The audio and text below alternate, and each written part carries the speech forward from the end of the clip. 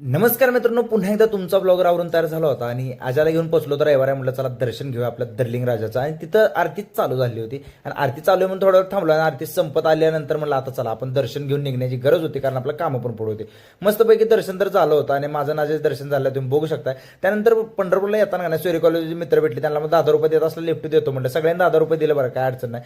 डिमांडमध्ये पोहोचून थोडीफार खरेदी केलं, कारण नाक्या भाऊचा फोन आला कॅफेवरला सामान संपलं. त्यानंतर ह्या भाऊचा बड्डे होता, तो कॅफेवर आला, त्याला शुभेच्छा दिल्या. आणि त्यानंतर महत्त्वाचा आज कार्यक्रम होता, तो म्हणजे आपले गजानन भास्कर मेंदळे यांच्या श्रद्धांजली सभेसाठी मी पोहोचलो होतो सावरकुंडला इथे. आणि गजानन भास्कर मेंदळे हे नाव साधं नाहीये, कारण इतिहासातले द्रोणाचार्य ज्यांना म्हटलं जातं ना, ते म्हणजे गजानन भास्कर मेंदळे. कारण एखाद्या इतिहासातल्या गोष्टीला 40 पुरावे देणारा हा व्यक्तिमत्व आपल्यामध्ये हरपून गेला होता. आणि आता हरपलेल्या व्यक्तिमत्वाच्या इतिहासाच्या जोरावरतीच आज आम्ही समाजामध्ये जेव्हा मी इतिहास सांगतो ना, तेव्हा पुरावा म्हणून फक्त आणि फक्त गजानन मेंदळे यांचंच लिखाण माझ्या डोळ्यासमोर येतं. आणि त्यांच्याच पुराव्यानिशी आज आपण छत्रपती शिवाजी महाराजांचा इतिहास, खरा इतिहास आपण जाणू शकतो. त्यानंतर सर्वांची भाषणे देखील संपली होती आणि त्याच्यानंतर सर्वांनी श्रद्धांजली वाहिली. आणि तिथून झाल्यानंतर मी पोहोचलो होतो जेवणासाठी, कारण मला भूक लागली होती. प्रथमेश मी भरपूर सारे जेवण घेतलं. आता